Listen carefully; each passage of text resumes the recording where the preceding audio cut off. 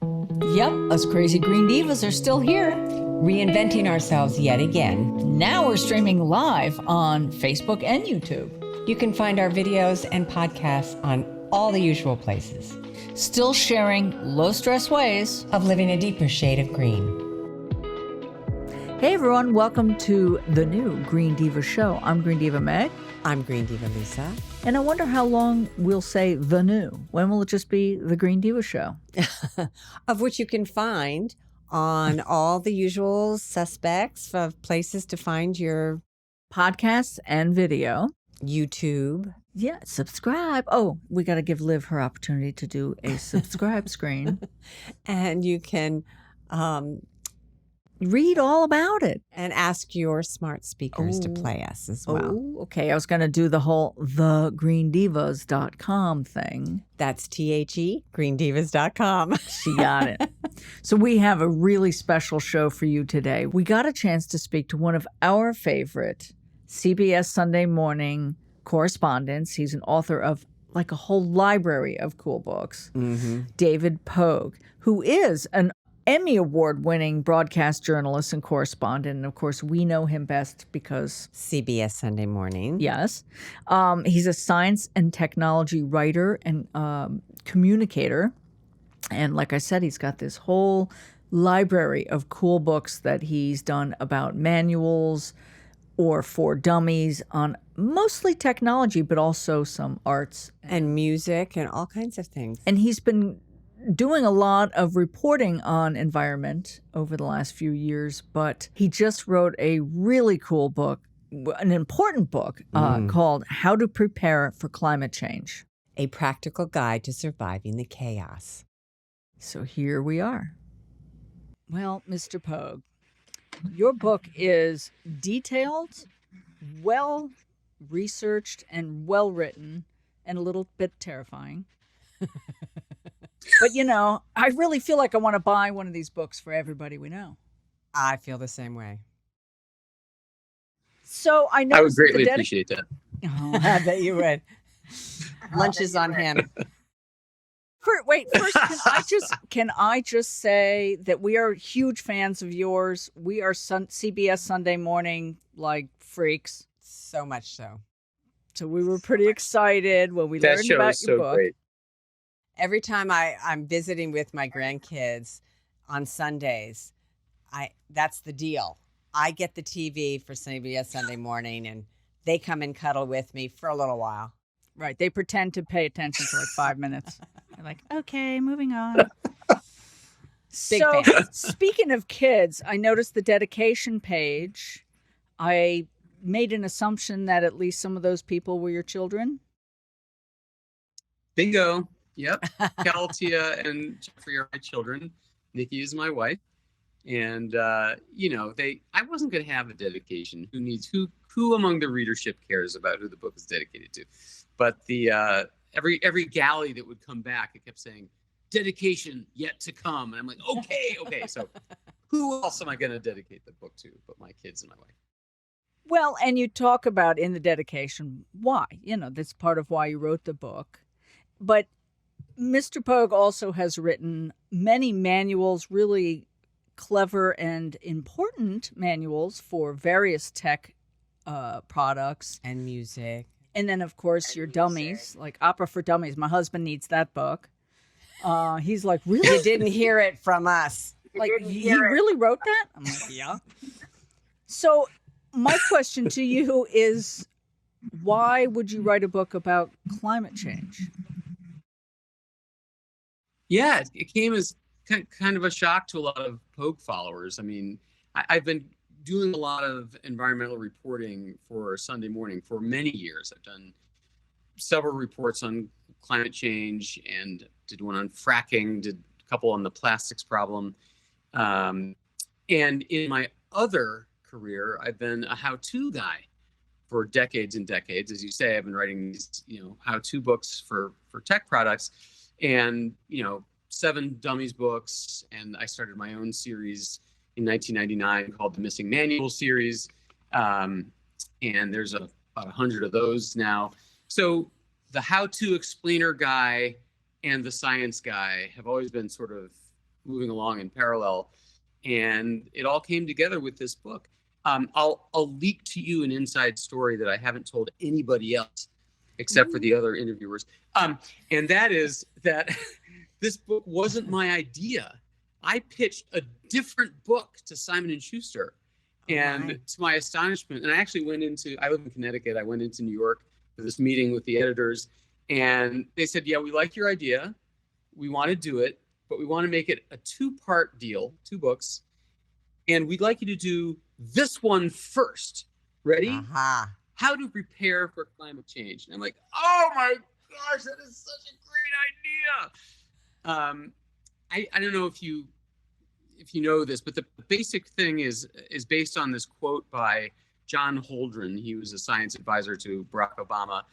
And in 2007, he gave a quote to the New York Times. He said, basically, there are 3 ways we can respond to climate change. There's mitigation, which is trying to stop it. There's adaptation, which is trying to adapt to it. And there's suffering. And the balance we do of the first 2 is going to affect how much we experience of the third one.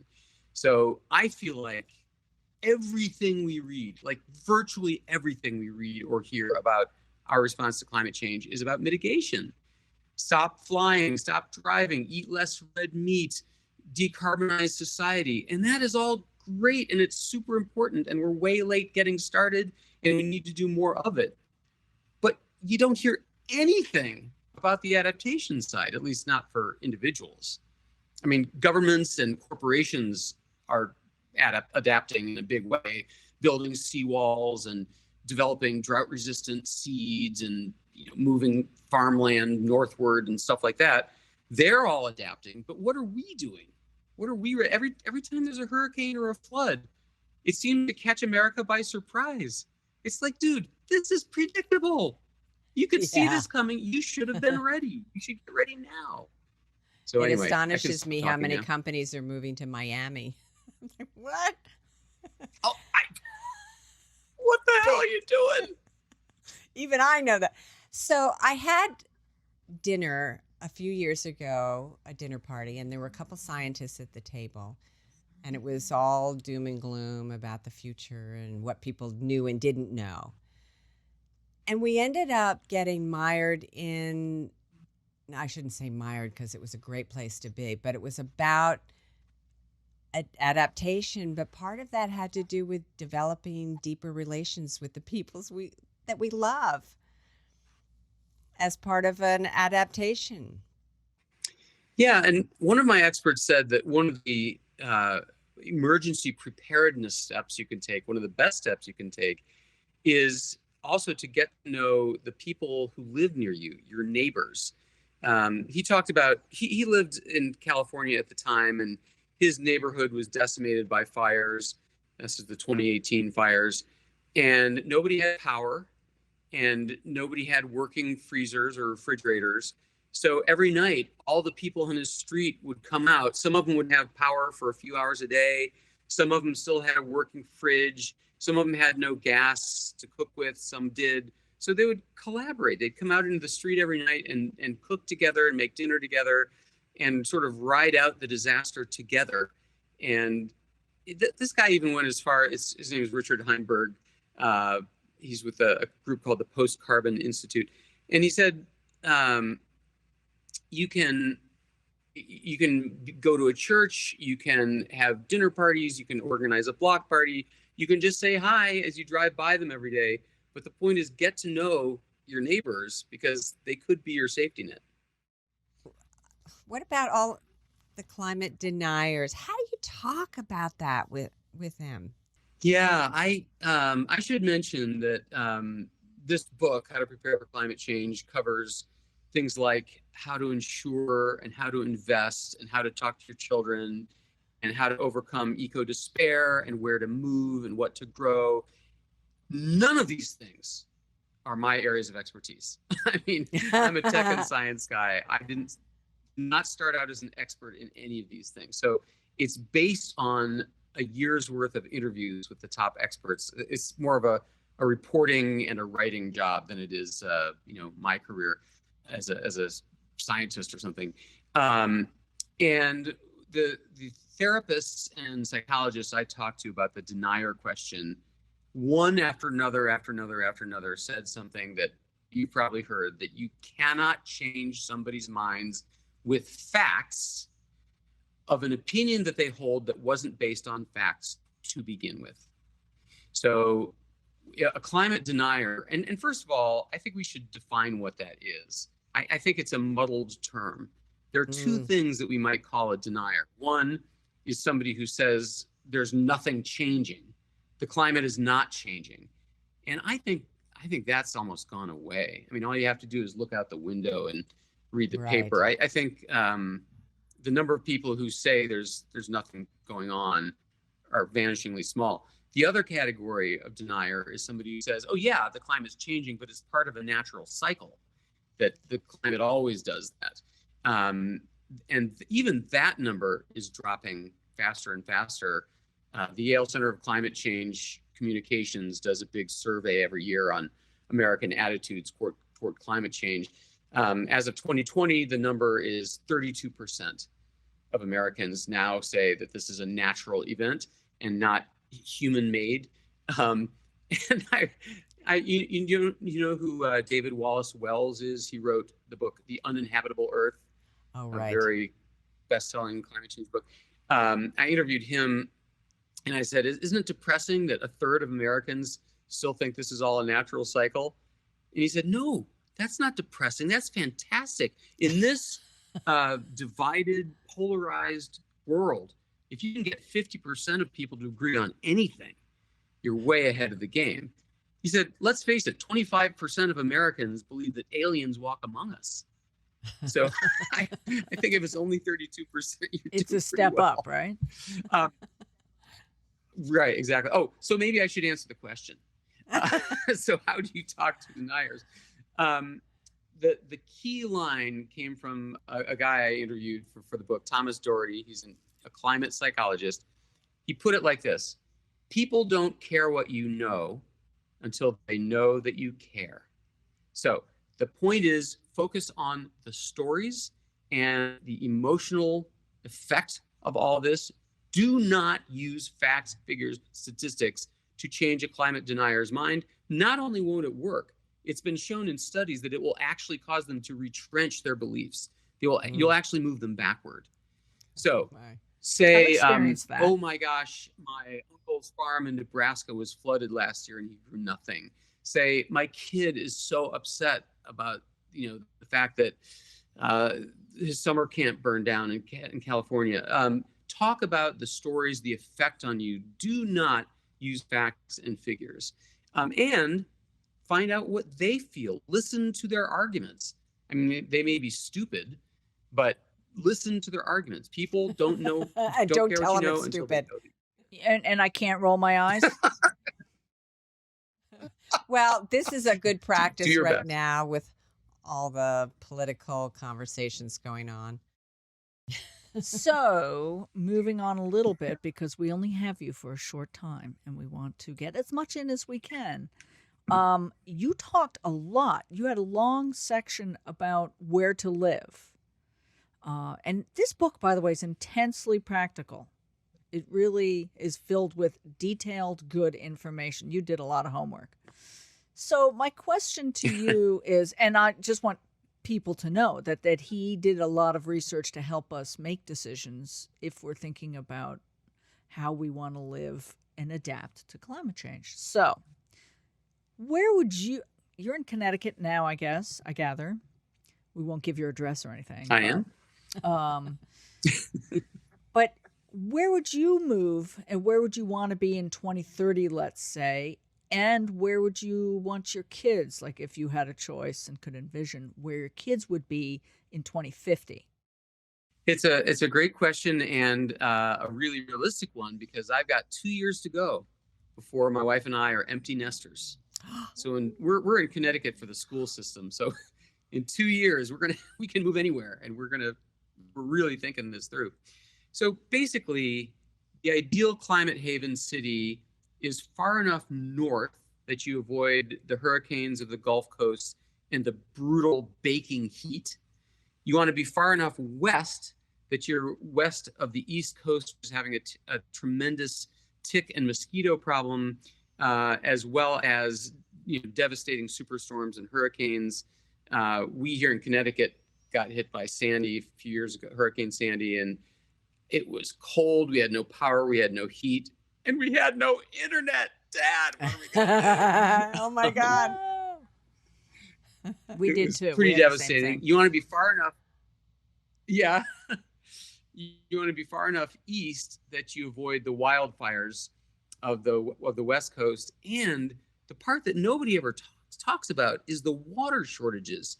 Half of the United States, the western half, is in a state of on and off drought and has been for years.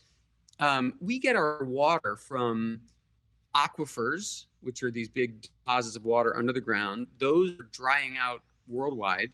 The western half is water from snow melt, which is melting snow from the mountains that runs down into the rivers and the creeks and supplies our water.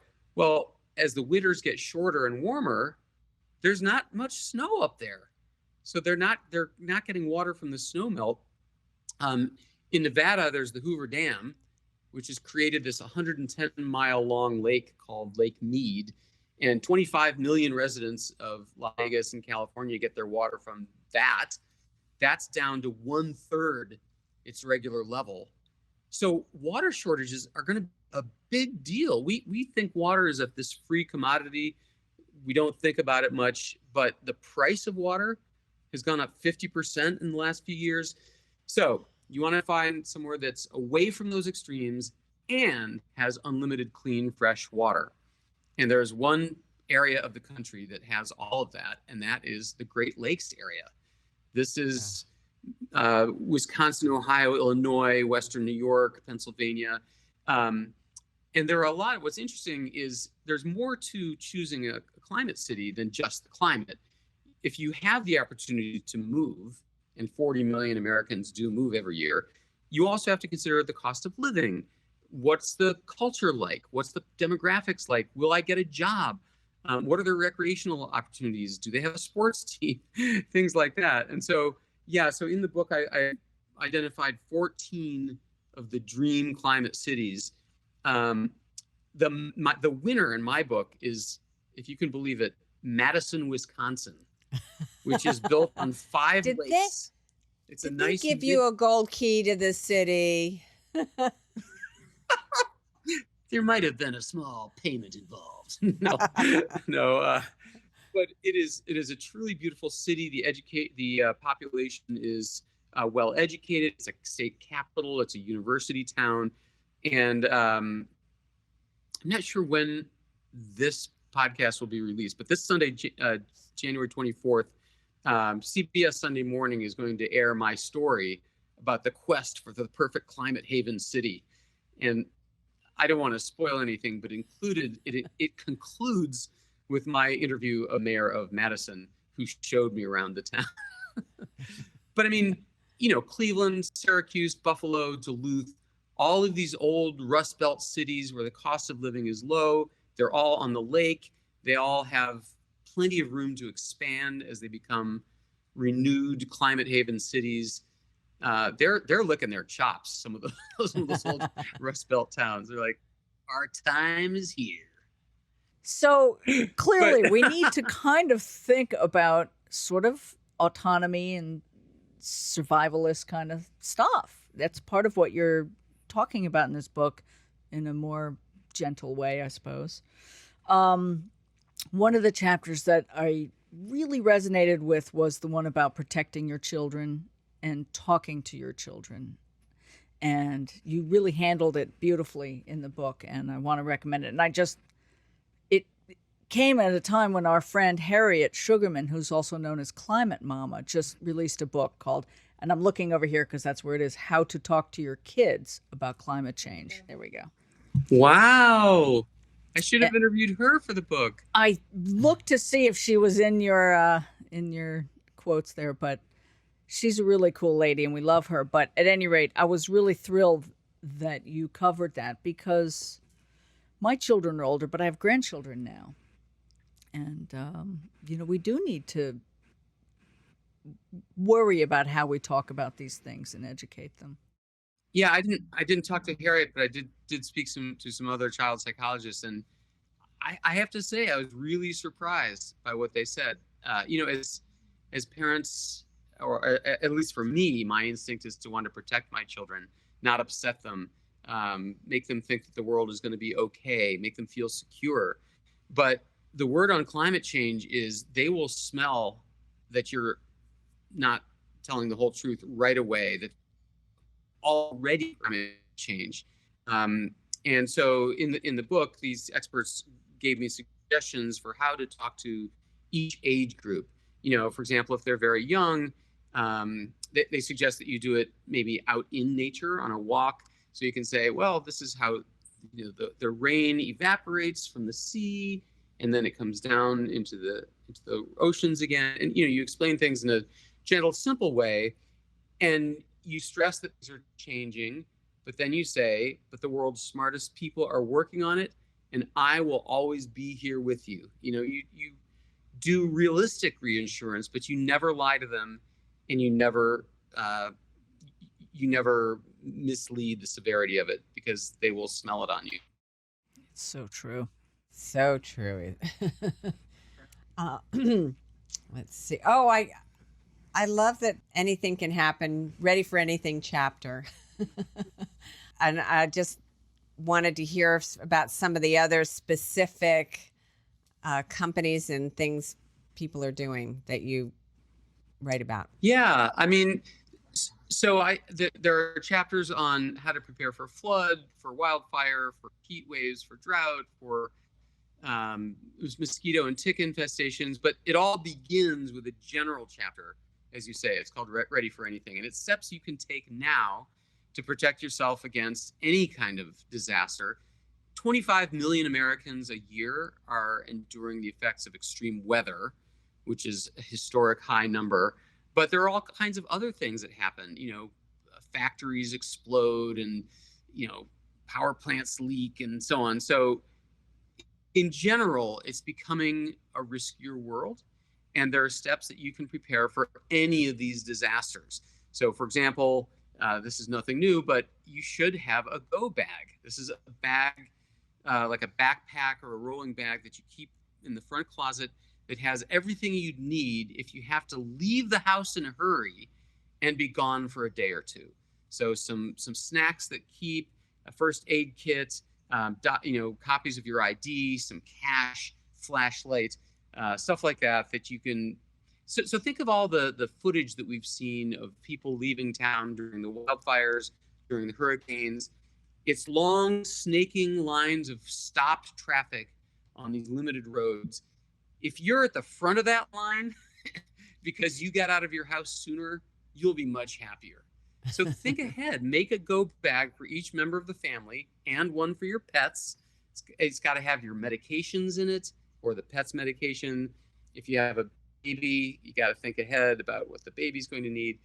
And that way you can just grab the thing and leave. My son had a Boy Scout emergency preparedness merit badge, and he had to create a go bag, also known as a bug out bag, for that merit badge. And it turned out it was fun. It was like a scavenger hunt, and we walked around, and he had suggestions. He said, what about toilet paper?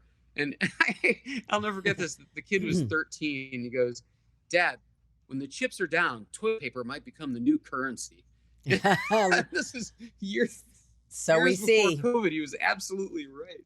Oh my gosh. So you want to go bag, and also the common denominator of most of these disasters are interruptions in power and interruptions in clean water.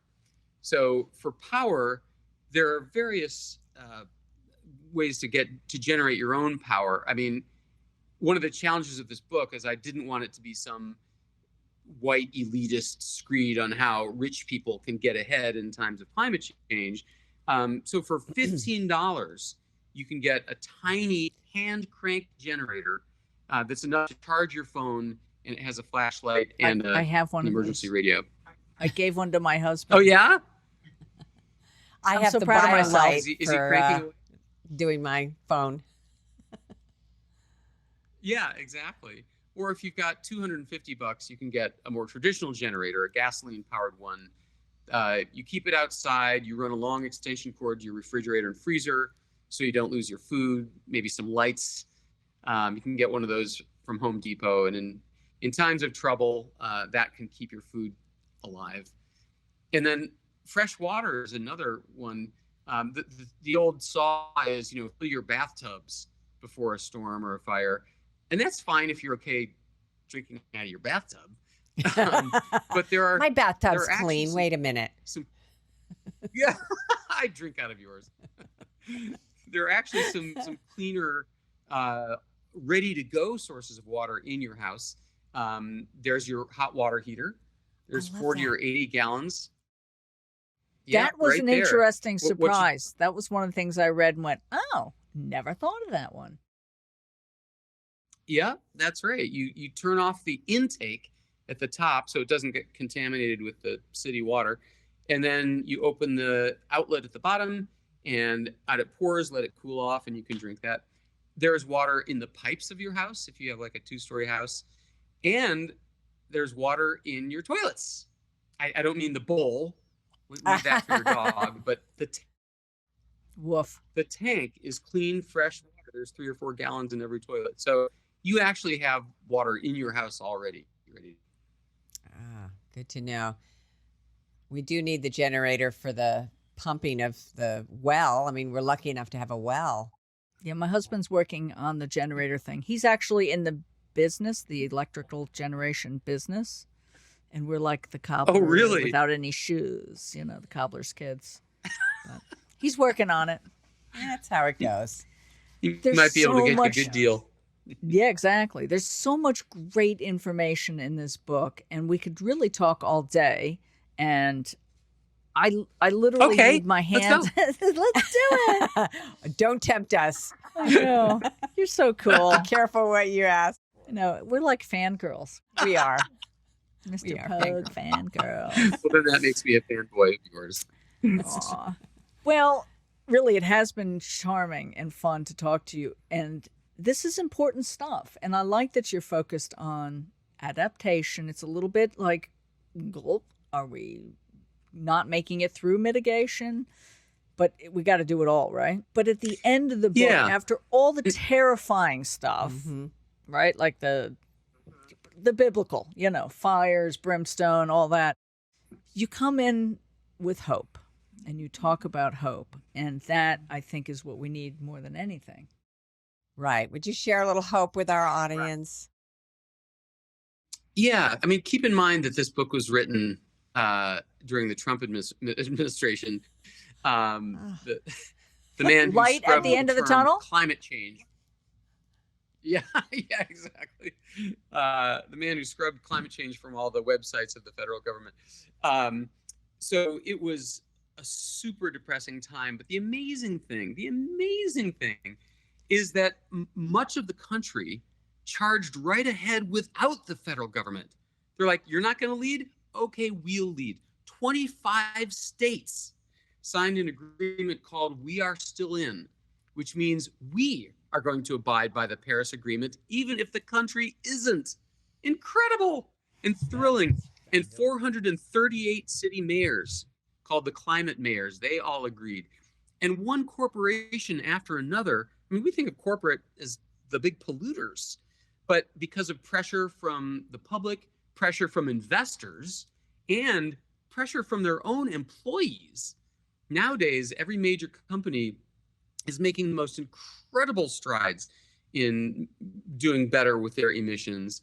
I mean, Microsoft vows by 2050, they will not only be carbon neutral, they intend to remove all the carbon they've ever released into the air since their founding in 1979.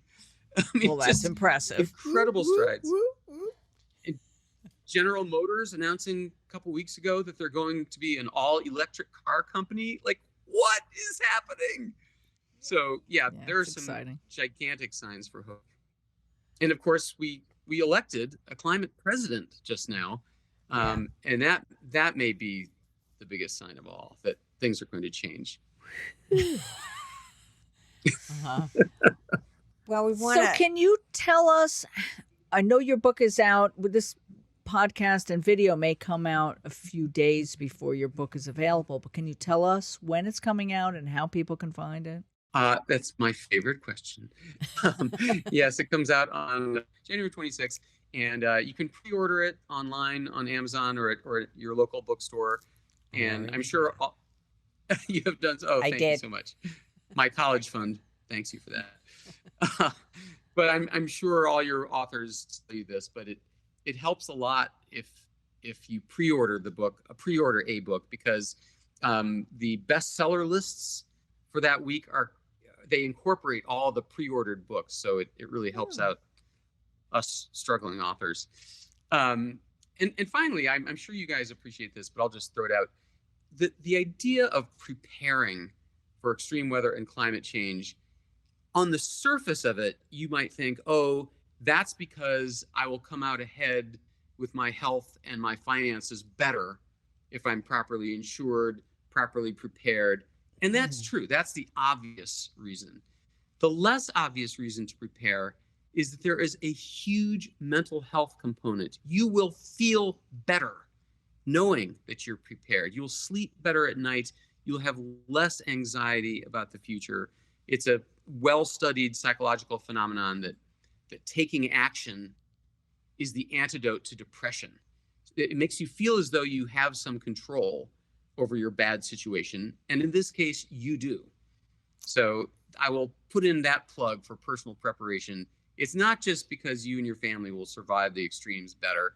It's also all of you will feel more secure in your future. Wow. Yep. Perfect. Climate depression is real. Ecotherapy. We've done lots of shows on that. I'm so glad you covered that in the book. I know, and well covered too. Yeah, it is. But what we do want to say, David, is thank you so much for making time for us and getting us motivated to be prepared. We'll look forward to seeing you on CBS Sunday Morning and getting your book in our hot little hands. Well, thank you. You are so kind, Divas. Thank you. Appreciate this and appreciate your time. You obviously prepared and really looked at the book, and that means a lot. They don't always. Oh, no kidding. We try. I couldn't get through it fast enough. I'm still had to skim a few areas. I can't wait to go back and get more detailed. And now it's time for Companies We Dig with Green Diva Lisa. And it is sponsored by Your Arbor, which is a browser extension that helps you stay in alignment with your values when you shop online. Go to yourarbor.com and learn all about it. It's easy and it's awesome. It is. So the company that I picked this time. What company did you dig? The company I dig is 4Ocean, 4Ocean.com. And it's a company that was recommended by our friends at Your Arbor. It is a company that recovers plastic from oceans, which we've talked a lot about as being so important. And they turn the plastic into these really cool bracelets. And now they have a new insert for face masks that help keep stuff off of your face. Right. And if you're some of the healthcare workers, have you seen their faces are all raw and blistered? Anybody that has to wear a mask all day, really. Anyway, these bracelets are beautiful.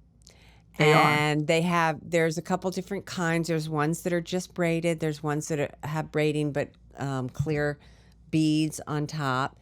And they come in different colors. And the different colors represent different animals, sea creatures that they're protecting. So for every purchase, they will recover 1 pound of plastic. And the colors are things like the blue-green is for stingrays, blue is for a harp seal, yellow is for a sea turtle, pink is for a pink flamingo, white is for polar bears. Aww. Black and white is for orca whales. I mean, it's really, and they're a fun collection, and it's a way to talk about to people who notice your beautiful little bracelets about why you're wearing that Get bracelet some and what plastic cleaned up, look adorable, maybe a great gift. Just saying. I've already bought My some birthday's gifts. coming up. They have already recovered 12,455,340 pounds of plastic debris from the ocean since 2017. Oh my goodness, I'm almost trying to calculate how many tons that is. It's a lot. I can't do that. Can't get that from here. It's a lot. But anyway, so that's our companies we dig for this segment. Well, I dig it. Thank you, sis. Good homework. You're welcome. Well, that wraps up this awesome show. We had a really fun time. Thank you, Mr. Pogue. Thank you, David. And anyway, I hope all the rest of you have a wonderful, safe, green week.